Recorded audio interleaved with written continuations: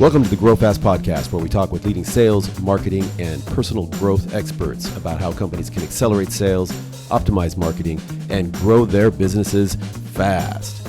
Let's go. Hi, Mor. How are you? I'm good. How are you? Pretty good. Hey, I'm up in the Pacific Northwest, and it's we're just getting into the rainy, dark, dreary time of the season. And I looked at your LinkedIn profile, and are you really down in like the Miami or Fort Lauderdale area? Yeah, I'm in a city called Aventura. So it's north of I say Miami because nobody really knows what Aventura is, but it's north of Miami, south of Fort Lauderdale. Really nice area. So what's the temperature today? I don't know, but the humidity has dropped. So it's actually bearable to be out. It's nice to be outside, and the weather has changed as of last week. And so Miami winter is not winter. It's just like really nice. You can go out, awesome, still go to the pool, still go to the beach. How far from the beach? 5-minute drive. Man. Now, okay. All right. So we should, next time I'll come down there and do a podcast. All right. Yeah. That's awesome. I grew up across the street from the beach, which is nice, but that's awesome, man. Yeah. Hey, it's funny because my last episode or 2 episodes ago, I talked to Scott Leese, who is the surfing sales coach guy, and he's a big surfer and stuff like that. But hey, I really looking forward to this because I know that you're the founder of Demo to Close, and you're also working with many different organizations. And I don't really understand if it's as a fractional CRO or if you're just in coaching them, but you are working with many different organizations, which means you have a ton of experience across probably several different verticals. Maybe you can just, before I dig into the questions, just give a quick overview of what Demo to Close is, and then explain how you're working with so many different organizations, and then I'm going to start with the questions. Is that all right? Yeah, that's cool. So Demo to Close is a sales training and enablement company. So it depends. I have like 2 parts of the business, like B2C, B2B. A B2B client would be a typical SaaS software company that would come through. I focus specifically with like account executives, and they'll bring me in. Scope of work is really custom, but to do training, onboarding, ramping up for the sales team, sales coaching, enablement. And then for individual contributors like account executives, they join my university, Demo to Close University. And that is a coaching program. I teach, it's specifically focused on SMB sellers for the university. I teach them how to ramp up fast, become number 1 rep in their company, and then get promoted. And that's through, we have coaching, we have community, we have training. So it's a sales training, coaching, and enablement company. I'm not a CRO or fractional CRO, and I've never been a CRO. So okay. I've been a VP of sales for early stage startups, but and I've been an account executive. So. Well, and I know that you contribute, according to your LinkedIn profile, across the 3 Ps: process, playbooks, and people. And I want to jump into that. But before, you mentioned that on the B2B side that you focus on SaaS. Is there a particular reason? It's where a good chunk, I would say majority of my sales career has been in tech and SaaS. And it just felt like a great place to stick to a niche. Eventually I'll probably like branch out of it. But it's something that I know very well. Like one of my clients, a company called Doorloop, they are a property management software company. They raised a Series A of 20 million, and they recently just raised Series B of 100 million from JMI Equity. And so SaaS is what I know. I think SaaS is actually ahead of its time in terms of sales training, and coaching and like the methodologies. And I think there's a space for B2B for a lot of like antiquated B2B companies that they would get, like injecting SaaS sales like methods and approaches would be would revitalize the business.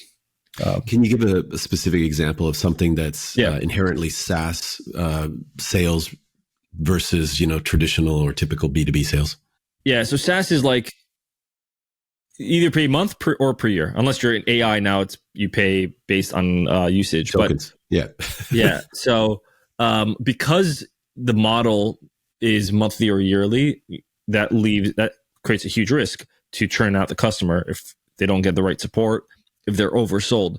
So you have to do a very good job of making sure that on the sales front, you're properly qualifying the right customer and closing the right customer and not overselling. And then once you close the customer, now you have to make sure you're servicing them in a way where they see this value and are compelled to stay and continue with you, which means it's a focus on customer centricity. B2B companies, a lot of times it's like a like, car sales, right? It's technically B2C, but typical B2B companies or B2C companies aren't focused on that. It's not SaaS model. There's no monthly plan. You pay a lump sum and you get it. Yeah. If you take an approach of, I may lose, if I lose this customer, it can happen anytime. You'll sound less salesy. So I have like a method I call unselling, where if you're talking to a lead, let's call it an inbound lead, you would tell the inbound lead like, hey, Mark, like, I don't know that we'd be a fit. It'd be too soon for me to say that. If we're not, I'll make a recommendation. Like, that's a level of unselling where you're creating a healthy level of like friction and resistance between you and the prospect. Another one would be like, if a prospect explains to you their current process and they're looking to change, but they're explaining to you the current process and it doesn't sound that bad, tell them, it doesn't sound that bad. Why change then? That is called unselling. You're dissuading them from moving forward. And if they really truly have a problem, they will convince you as to why status quo is no longer an option. That's more of a SaaS approach, in my opinion, because again, that model of you can churn the customer anytime. I think, Yeah, no, I agree that with SaaS, you think about that lifetime value of customer, the LTV, versus this more transactional, traditional approach. I would push back on you though and say that I think that regardless of what you're selling, the unselling approach should be used. I mean, why try to sell somebody something that they absolutely don't have a need for, and then just destroy your credibility and trust with them in the process, right? Why not just take a step back and say, hey, you know what? Like you said, it's probably not a really good fit. Let me go talk with the team, see if we can come back with something that's more appropriate. Would that be okay? And people are like, yeah, sure. But just because it's the right way to go, like you said, a lot of traditional companies, they're out there like, hey, close, right? So let me ask you, so you got the 3 Ps. You got process, playbooks, and people. Let's go through, because with the process, you noted like one of the first things was hiring and onboarding. And I believe in sales and basically all positions, but if you really want to set yourself up for success, hire the right people. But it's the most challenging thing to do. I mean, I've been hiring people for 20 something years, and I still get it wrong is often, or probably more often than I get it right. So how do you get it right? How do you hire the right people, get the right people on the bus? I believe in what Jason Lumpkin says. If let's say you're a VP of sales and you're joining a company, if you were a really good sales leader in the past, then maybe there are salespeople that worked under you that would follow you wherever you go. One argument that I have that I tell, like, I don't know if he pays attention, Jason Lumpkin, but it's like, if I did a very good job as a VP of sales and I hired the right salespeople, they should be crushing it at their current company, and they're not compelled to leave the current company. That's the conundrum, right? Because if you're a really successful, hard-hitting salesperson, why would you leave? I mean, so especially if you're hiring for kind of mid-levels on down, it's tough to, you're not going to persuade anybody who's already at that level. So, but please continue. Yeah, so I think, but there's truth in recruiting. So recruiting people that you've worked with in the past. So I'd say like that's from first-hand experience.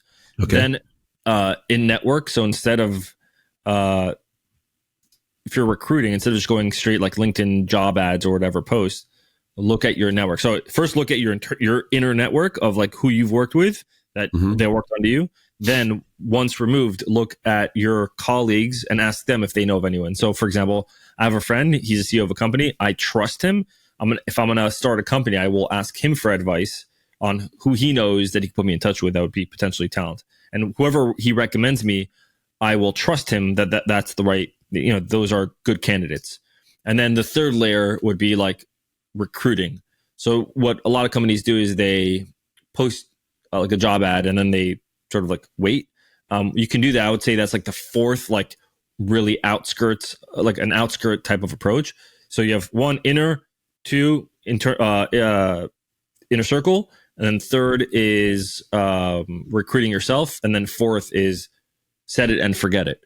And so the third is recruit, like go to companies that maybe are similar industry. So if you sell, I don't know, property management software and you want to hire salespeople, you could go to property management companies and hire people there. You can train them on the sales stuff, or but it's really important that they understand the buyer persona more than anyone else. And if they do, then it's really good. But so it's, who do you know that you've worked with that you feel confident? Learn next. Who do you know that they may know of somebody? Next, go recruit. Next, post on LinkedIn or whatever it is that you want to post, and then hope that you get the right candidate. So you've got some candidates in front of you, and salespeople, they tend to interview fairly well because they're salespeople. How do you kind of filter, or what's your process to, go through that interview process? Yeah, I have, it's probably unpopular, but I like to trick and create little tricks. So I may tell a rep, we're going to meet on Zoom next week, whatever it is, 2 p.m. But I never send them the Zoom link. And I want to know, are they going to show up last minute? Like they can't show up. So what are they going to do? Right. Do they email me a week in advance, a few days in advance, the same day in advance? Do they call me? Do they not show up? Like what happens? How do they treat that? I look for preparation. So that's an example of something that I would do to really test something out. I do like to ask reps to demo or do discovery of whatever they're currently selling. I think if they can't sell me on what they're currently selling, I'm not convinced. I'm not really interested in I wouldn't hire them. I always ask this question, like, would I buy from them? If the answer is no, it doesn't matter what the data says, like in terms of like my scorecard, I probably won't hire them. Do they prepare? Do they send an email before the interview saying, I'm looking forward to it, here's what I'd recommend? These are just like some examples. That's like more tactical stuff that I'm looking for. No, I use the second one there where I say, okay, so take me through a cold call of what you're currently selling, or let's do an elevator pitch, or let's go through a meeting, and just and role play it out. And it puts people on the spot. But if they've been doing it for a few years, they should have it all just, it should be kind of automatized. And so that one has been effective for me. When you hire somebody, though, the onboarding is critical in terms of understanding the company, the product, the market, the company, and then also demonstrating that the company is going to support them and is interested in their success, and also, negotiating expectations in terms of their performance. There's that whole onboarding thing. How do you do that in an effective manner? What are some best practices to set expectations for onboarding? Both in terms of like, how do you get people up to speed? What are the key things you focus on? And then also in terms of making sure that you're aligned in terms of what their performance targets are. So I like to create a document called How to Best Work With Me. And that document is split in half. The top layer says what I expect from you. And then the bottom layer of that, the bottom half of that document says what you can expect from me. And I just make a list of bullet points of what I expect from you as a seller, like very clear expectations. And then again, what you can expect from me as a sales leader. And then I have them create one for me as well. And they create one and I create one and we exchange and we sign off on the bottom. Awesome. So that's one way we just make sure we're fully aligned. Give me some examples of things that you would expect from a B2B SaaS salesperson, and things that they might expect from you. So something I expect from a seller, before you come to me with a question of like a how-to question, make sure you've exhausted all of your options. When you come to me with a problem, always come to me with a solution. Like that's an example of something of an expectation. Something they can expect from me. I will always I expect you to give me feedback as to what I can improve as a manager. Like that is something there. What you can expect from me, I will give you like direct advice. I won't like beat around the bush. What you can expect from me, I don't know. It could be I will be very transparent about what we decide internally for the sales organization. Some examples. Yeah, no, it all makes sense. What about activity or revenue targets? And let's stay on that like B2B SaaS company, you know. And you mentioned that a lot of your customers or the companies you work with are SMBs. So in the context of that, how do you manage or establish revenue activity targets?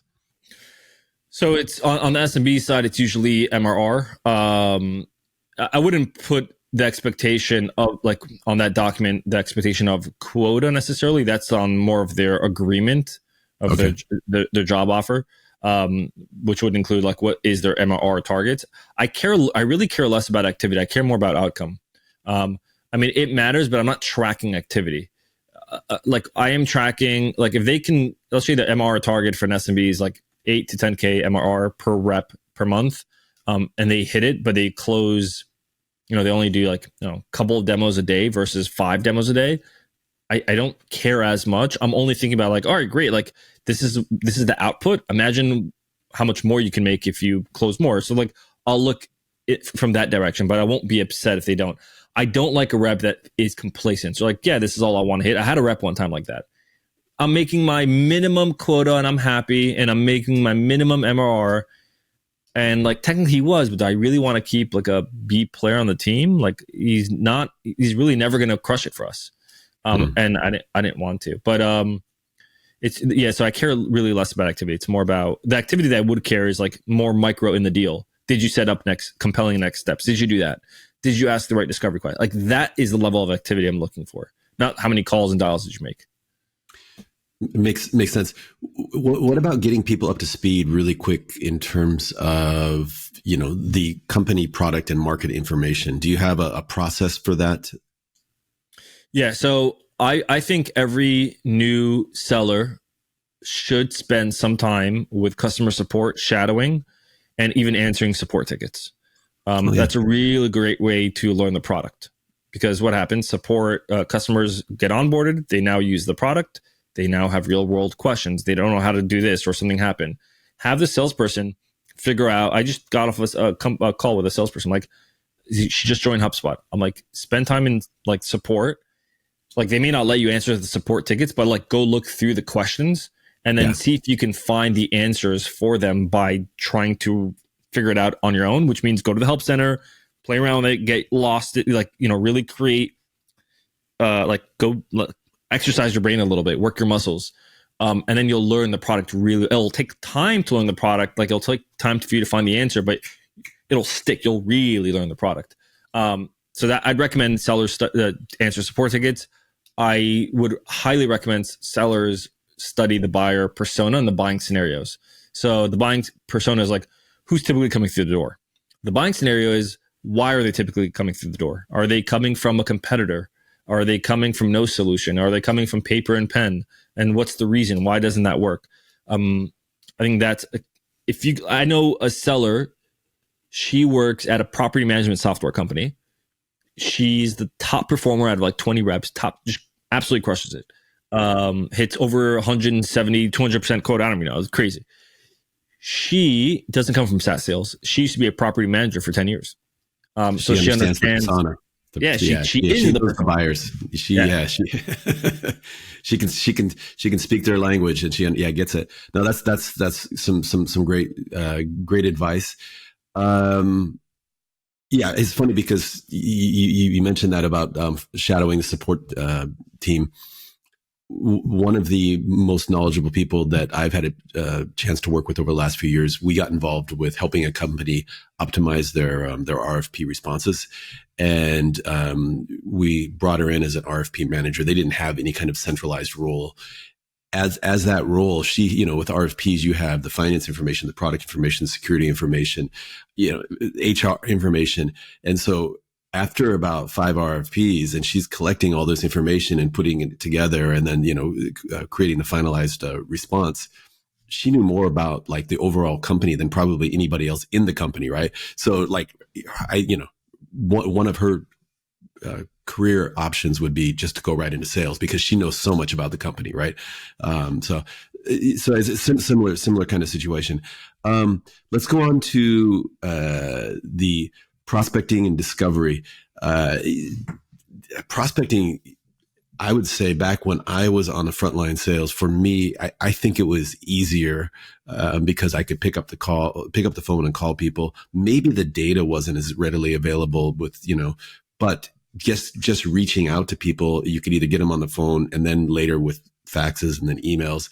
But everybody's inundated with messages through all these channels. So let's talk about how and where and what tools you use for prospecting, but then also when you do that initial outreach, what's effective? Yeah. So I like, there's two approaches to prospecting. Is one, it's like go direct for the jugular, which is like just go direct and ask, like pitch whatever, or you do this what I call like build familiarity. So I think most people or most companies, what they do is they cold prospect in order to build familiarity. I like to flip it on its head and build familiarity first so that I can cold prospect. So what does that mean?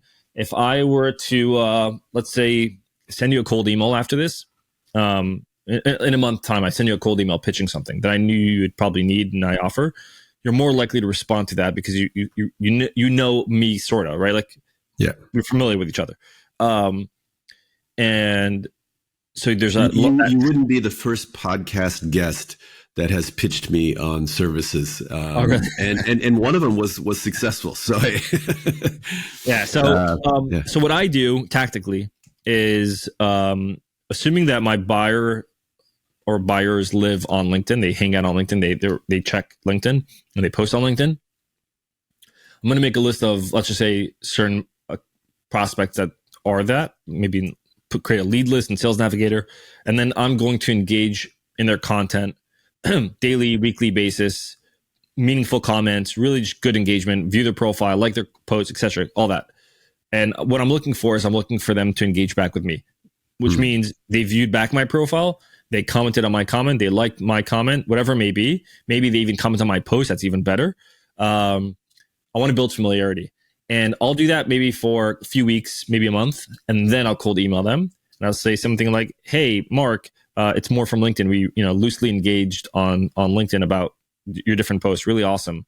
And then I'm going to go transition into whatever good cold email that I want to write out. I'm more likely to get a response because there is familiarity. That is my approach to prospecting. Again, it's not the only approach. Like in some instances, like I may not have anything for the prospect on LinkedIn. In that case, I have to cold email them or whatever it is. What I would do is I would leverage my network first. So maybe if I want to go after you, I notice that Scott Leese is a mutual connection. I know Scott Leese. I'll ask Scott, like, hey, Scott, do you know Mark, or is that just like a loose connection? If he says, oh, I know him, why? I'll say, oh, I'm looking to see if he'd be interested in XYZ. Would you be open to making an introduction? And I'll leverage that before I go cold. If that doesn't work, then I'll go cold. I'll just send you a cold email or whatever it may be. No, I'm glad you said that, because when you at the first part of it, I agree with everything you say in terms of it's great to build up some familiarity before you pitch somebody. But I'm thinking in the situation of where you hire a new SDR or BDM and they're like, hey, I'm not going to, for the first 2 months, I'm just going to build familiarity with my targets. And you're like, nah, I can't. We can't have 2 or 3 months go by before you're actually booking demos and things like that. But in the meantime, while you're doing that, in parallel, you can reach out to your network or your network's network, and then the third tier is you can just do some cold outreach, man, because once in a while the stuff still pays off. So for an SDR, I would only do that build familiarity approach for large accounts, like big opportunities. I don't think SDR. I don't know.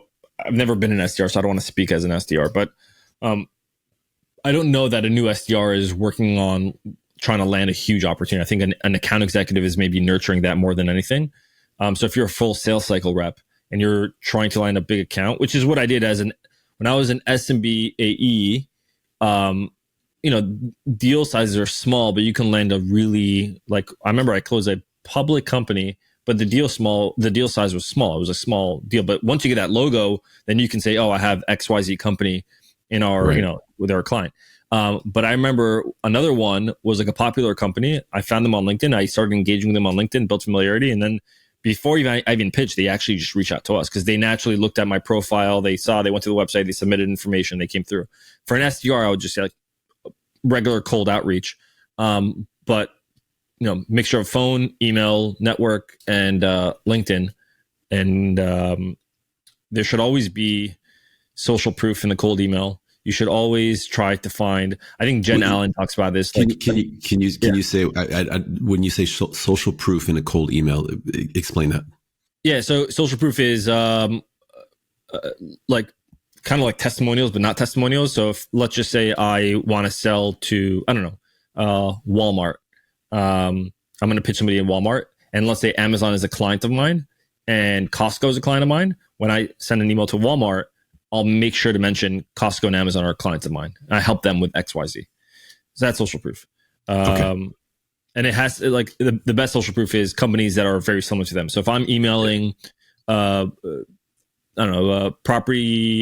legal tech company, I'm going to use other legal tech companies that I've helped as social proof. Yeah, let me ask you this, because I do something similar, or I coach something similar. Oftentimes, though, instead of mentioning specific companies, because that can be sometimes a bit sensitive, because your prospective customer, they're like, okay, if we sign, are they going to be out shopping our name around too? Sometimes I would say, hey, we're working with companies, some of the largest legal tech companies in the industry, helping them to do A, B, and C. Would love to set up a conversation with you to see if we can, deliver the same results for you. Something along those lines. So what's the pros and cons of actually mentioning the company in an email, or maybe holding it until you're on a call? I mean, I don't know. You don't want to be a name dropper, right? Yeah, there's always a trade-off in life. So the trade-off of mentioning it could be like, oh, are they going to shop my name around? But I think I prefer to roll that dice, honestly. Okay. Because I just prefer to roll the dice that way. I look at like cold emails that are being sent to me, and they're like, oh, we've helped other coaches, blah blah blah. I'm like, what other coaches? Okay. Yeah, fair enough. Because these days we get so many messages, and the vagueness sometimes is like, yeah, right, okay. So there's no credibility there. Yeah, makes sense. And it doesn't have to be. It could be an adjacent legal tech company, right? So it doesn't have to be a direct competitor, but an adjacent one. Yeah. I noticed under process, the last one under process I want to ask you about is CRM audits. I don't know what that is. I can probably figure out, I think, what it means, but you tell me, what is a CRM audit and why is it important? Yeah, so CRM audit is like, are all the proper fields in the CRM? So you're using HubSpot, you're closing a deal, like what fields are being filled out? So for example, tactically speaking, the reason why this part is important is you want to be able to run reports, and that helps you with like doing outbound also. So for example, if you want to see who's your top customer and what industry and what persona and what buying scenario, you need to have data. The data comes from CRM. So making sure that like certain fields are created and then filled out, that would be an example of an audit of a CRM. Or let's say you have medic, I don't know, and then you want to make sure that your reps are filling out the medic fields in CRM and Salesforce. Like that you want to audit that. It's something that I did as a VP of sales a lot, like audit the CRMs, audit like are they taking quality notes? Are they setting up the right? Did they drop are the fields correct for the next steps? Did they put it in the right stage? A lot of deals are in the wrong stage when they're in finalizing a negotiation when they really should be in like discovery. So it's like auditing these stages in the pipeline with the reps. Let's go to playbooks. That's the second P. And I just want to get your take on cold email sequences. Like, give me a couple tips or best practices that you use for cold email sequences. First line has to be an observation. So it could be maybe you've seen something on someone's LinkedIn post, or you read an article, or you heard a podcast of the prospect talking and mentioning something.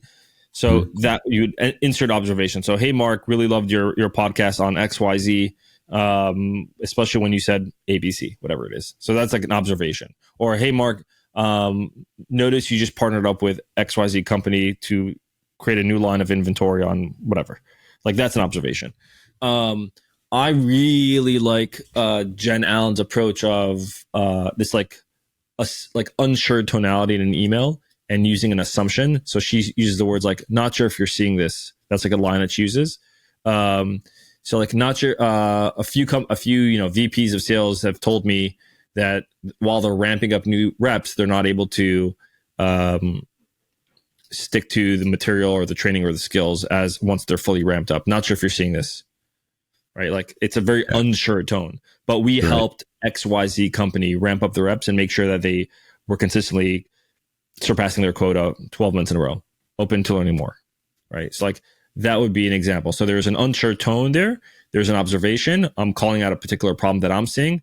The way I think about a cold email is you actually don't know if the prospect is having a problem. You're going fishing. Right. So I think most bad cold emails are asking for the prospect's time. When you do that, you're assuming that the prospect has an issue. I don't know that they have an issue. So I'm actually going to treat the email as fact finder. Hey, Mark, here's an issue that I'm seeing. Not sure if you're seeing the same, but we helped XYZ. Is this something that you're seeing on your end? Is this an issue that you're having? I want to like confirm that. Once I can confirm that, great. If they respond back like, yeah, we are having this issue. Oh, great. Like, would you be open to having a conversation about it? I think most emails are going, or they're trying to land an appointment. You shouldn't. I think most cold emails should validate the assumption. I definitely like that. Another thing that you mentioned under playbooks is talk tracks in call recording software. That's another expression or I guess scenario that I'm not really that familiar with. So can you explain that? Yeah. So, for example, one of my client, again, Doorloop, they raised technically 120 million between A and B round. They use call recording software like Gong, Avoma, etc. And so what I do is I will listen to the reps' calls. So like I train the reps, I coach the reps, and I go back to hear, like when we have one-on-ones, I listen to their calls like, wow, the skill that we worked on discovery or setting up next steps or handling objection, you did a very good job there. I'm going to now build a talk track library. So just think about like a digital library, and they're going to have folders. Each folder is going to be a different topic or skill. So objections, next steps, closing, whatever it is. And then whenever I hear a talk track from the call that they did a good job, I'll take a snippet of that and then dump it into that folder, and I'll just keep doing that. So now they have a library of what good sounds like. Yeah, that's awesome. I love that. I mean, it's kind of back. We used to do like success stories, or every month or whatever the timing was, we get the salespeople together across the region, in a country, whatever, and share success stories from the initial the prospecting, the initial contact, the meetings.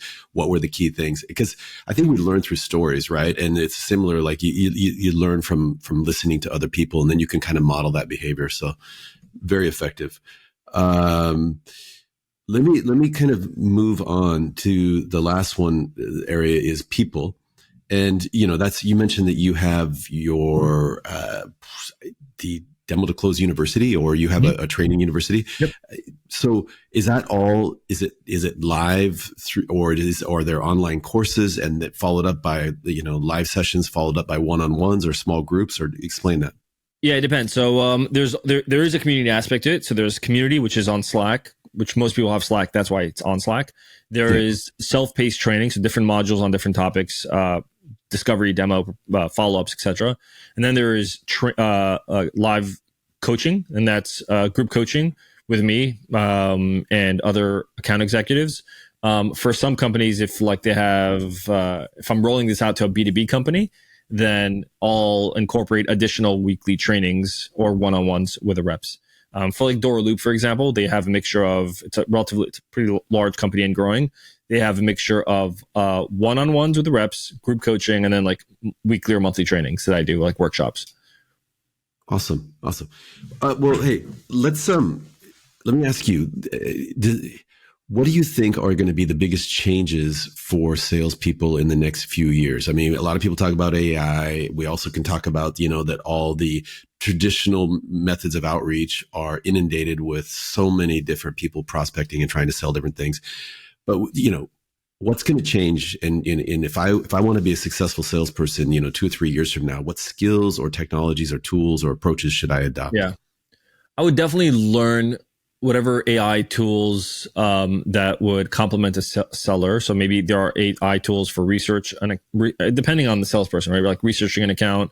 But I wouldn't view AI as a threat. I would use it more as like a really cheap assistant. So I would folks like take your time to study that. I would start building a voice and a brand. I think, okay. I hear that I'm 36. Yeah. My parents and my uncle, they're all like in their 70s and like 60s and 80s and whatever it is. And my father-in-law is like 50 something. And he was a very successful businessman, or he is a successful businessman. But he told me, he's like, it's way more competitive today than how it used to be. It used to be like, it would be harder to break into a business because you don't have the right information. Like right now, anyone can start an online business and go to China. Back then it was harder, but if you knew how to do that, it wasn't as competitive as it was today. Everyone has the same information. So how do you stand out if everyone has the same tools, the same tricks, the same skills? The only thing, and this is the reason why I pivoted. I tried selling on Amazon a little bit. I was like, I'm competing against product. The only thing that no one can replicate is, in my opinion, is brand, because brand is very unique, right? Like you can't have another company that's going to try to be Coca-Cola. It won't. It'll be another company that maybe competes with Coca-Cola, but it won't be another Coca-Cola. That's why brand is so important. So I would recommend sellers post content, create content, YouTube, this, that, be known for something. And when you work, and it's just going to be much harder when your name is familiar and you email somebody, oh yeah, I know who you are. I remember I cold emailed, I'll use Jen Allen again. She was at the time the host of the Challenger podcast. We engaged on LinkedIn for a while, and then I decided like, hey, I'm going to pitch her to do like a workshop or like to be a guest on her podcast. And I emailed her, and she's like, yeah, of course I know you. I follow your stuff all the time. Easy. That's awesome. Like, right. So like, you got to build a brand, create content, wherever. And if you have a B2C listener here or B2B, there are people on LinkedIn that are health and wellness coaches. There's a guy named Dan Go, absolutely crushes it on LinkedIn. He finds an angle to post health and wellness stuff that's related to professional work. But build a brand, create content, create a podcast. If I were an AE and I really, like I was working for like a cybersecurity software company and I really love that company, I was committed, I would create a podcast on cybersecurity and interview cybersecurity, like CIOs. Like, don't pitch anything, just create a podcast for it. And now you are known. It's funny you say that. In 2018, I started working as the sales development lead for a cybersecurity company and never sold cybersecurity services before. Was fascinated by it. So I just, I crammed as much information as I could from online.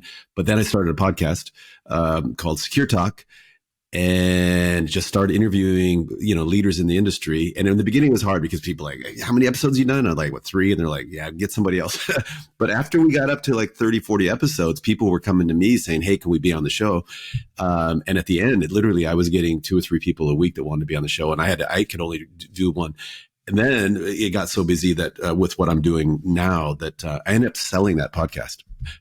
So, and it's, and the company that bought it is still, running it and has actually taken it to another level. But to your point, one, it helped me develop a personal brand, but probably or equally as important is I got to learn so much because, you sit down with somebody and you have a 1-hour conversation about, and by the way, cybersecurity, there are so many different aspects. It's a mile wide and then a mile deep in so many different areas. So that was a great experience. I mean, yeah, so let's just say those guests don't even turn into leads. Let's just say. Yeah. Well, you have listeners. Those listeners are other cybersecurity. So imagine now you start cold emailing other cybersecurity folks. There is a chance that they've listened to your podcast. Yeah. Right? Like, so. Absolutely. That's what I recommend for reps. And then build a network, like networking. Like that was, I'm 36. So I think one of my biggest regrets was when I was in my early 20s. I grew up in Miami. Miami wasn't where it was today when I was 20, in my 20s. And I played it safe. Like I could have gone to New York and crashed on my friend's couch and gotten a job there and shake hands. I didn't do that. I played it safe. If I'm a young seller coming out from college, whatever it is, like I just spoke to a seller yesterday, lives in West Palm Beach. I'm like, West Palm Beach? He's like, yeah, I have a lot of friends in Miami Beach. I'm like, you should go and like move to Wynwood, Brickell, and there's a lot more of a tech scene there than there is in West Palm Beach, and shake hands and network. I think the biggest hack is networking, your network. It really is. Yeah. I think what's old is new again. So networking, like your Rolodex, like that's all coming back because it's getting more competitive. Yeah. And people, it's like, this expression, I've heard multiple forms of it, but in the age of plenty, trust and attention are the new scarce items, right? Because we're just inundated with everything. And how do you build trust and get attention? I mean, the best way in the world is just to meet somebody in person and be part of their network, get an introduction and so on. So I totally agree with you. I'm reading a book, or I read a book called Zag or something like that by Marty Neumeier. He was like a brand genius, and he helped Apple. He talks about pretty much what you said. He says, we're in a time where we're information rich, but time poor. Yeah. So yeah, exactly. It's a great way. Hey, let me ask you just a couple more questions. Well, one, you talked about building a personal brand. I think you also have a podcast, right? I do. I just haven't uploaded an episode in a while. I need to give it more love. Hey, if you need a guest, man, I'm right here. No. It takes time, man. It takes effort to really nurture it. It takes effort. But the cool thing with podcasts, from where I sit, is once you do the podcast, one, you've developed a bit of a relationship with the person who's sitting opposite of you. You learn something, you create the audio, the video content, but then you can repurpose that content in terms of transcripts, shorts, blog posts, everything like that, which gives you a little bit of help with some of the SEO and some other things, right? And just developing that brand. Let me ask you, because, a lot of the things that we talked about were very much on the skill set side and the activity side, the tool side. A big part of sales for me is also the mental side, which, I guess you could call it motivation. I think it's probably deeper than that. Being able to face rejection over and over and over again, but do you do any coaching, or have you seen anything that, has helped you in terms of that mental side, whether it's motivation or otherwise? Yeah. I mean, as an entrepreneur or solopreneur or whatever, it's even heavier than, you rely on you're literally 100% commission based. I think putting your head more in, like doing more work actually does the opposite of, if you're in a rut, doing more work doesn't help you with that rut. Unless it does sometimes. I don't know who said it. I think it was Jeff Bezos. I think it was like an old video. He says, stress is an indicator that you're doing something wrong, or you're not doing something enough, or something like that. I don't know exactly what it was. And I think about the times that I'm stressed, like I almost feel like, it's because I know I'm not doing what I'm supposed to be doing. So if I feel that, so if I'm a seller and I feel stressed, not like I've done everything, but I don't know why it's not working. It's like, I almost feel like a victim. When you get into that mentality, chances are you're not doing something you should be doing. I do believe in getting the hell out of the house or the office and just like getting out and recharging. When you think that your entire world and universe exists like here, laptop, and that's where life can get really depressing, because when it doesn't go your way, your universe doesn't go your way. That's your life. And so when your identity is very much tied to your career, and it doesn't go your way, you're totally screwed. So you got to realize that you got to build an identity outside of work, hobby, passion, friends. I find that I think it was this week. I work from home. I just got new office on Monday, but for this purpose. But I work from home, and when I have a tough day at work, I have a tough day at home naturally, because my home and my work space is integrated. So I was like, I need to get a place where I separate the two. So if I have a bad day at work, I can come home, and home is my place. Yeah. And I'm like, when you work as a solopreneur, you're by yourself. You don't have a team. So it gets very lonely. You get into your head. And this week I texted my brother-in-law. So I'm like, hey, you guys wanted, let's hang out. We did a barbecue at his house, got some whiskey, beer, whatever it was. And it was just very chill. And that's exactly what I needed. And it just recharged me. Another thing I'd really recommend that I do is I journal. I have a little journal, and on the journal, I write a chapter called "Not to Worry." And the way I think about it is like a time capsule, or a time. What do they call it? A time capsule. You put it in, you open it up in a few years. Yeah, I treat it like that. So I write in the journal whenever something ended up working itself out. When I started my business, I didn't have any clients. I was freaking out. I ended up landing a client. When that happens, I go into the journal and I write down on a bullet point what I was worried about and how it worked out. And I do that throughout the year. Then I sort of like put it back in my bag. In the future, when I feel stressed and I freak out, I open up my time capsule. I take out the journal and I go to that chapter, Not to Worry, and I look at all the stuff that worked out. Worked out. What were they stressed for? You ever see the movie Memento? It's an old movie. Oh man, dude, but many times. Dude, I love that movie. So he like writes a message to his future self to remind himself. He tattoos it on messages too. Yeah. So that's how I think about it. I'm like, I need to write a message to my future self. It's awesome. Tim Ferriss, he does something, he calls it the jar of awesome.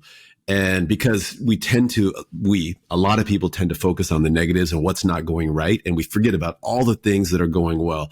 And I think he said that a girlfriend of his, came up with this idea that, you know what, every time something really good happens, write it down, put it in the jar.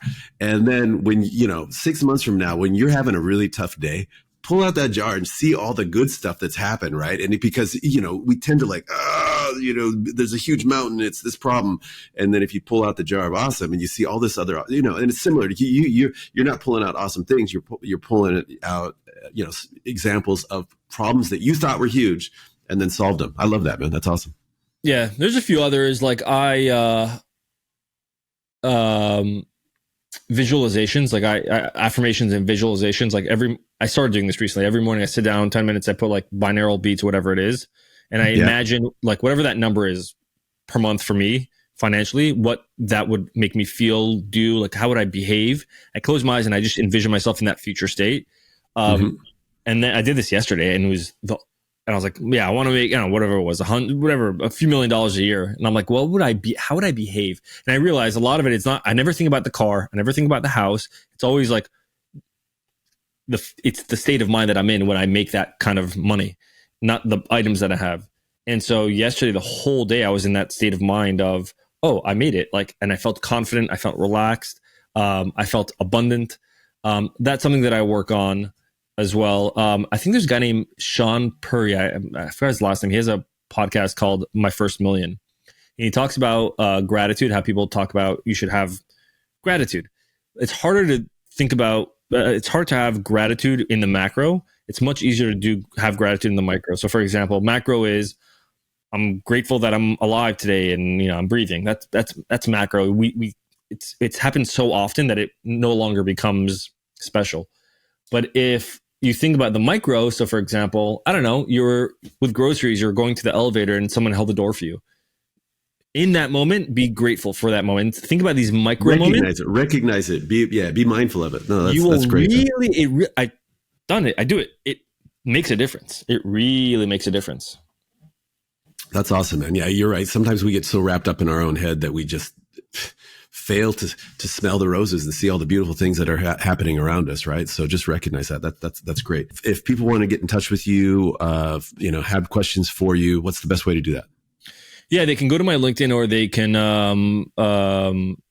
go to demotoclose.com, my website, and then you can book a call with me. Or you go on LinkedIn and DM me or connect with me. That's the best way. Awesome. Well, hey, Mor, man, I really appreciate you coming on the Grow Fast podcast. You've shared a lot of really great information. And so thank you. Thank you a lot. Appreciate it. Thank you. Cheers.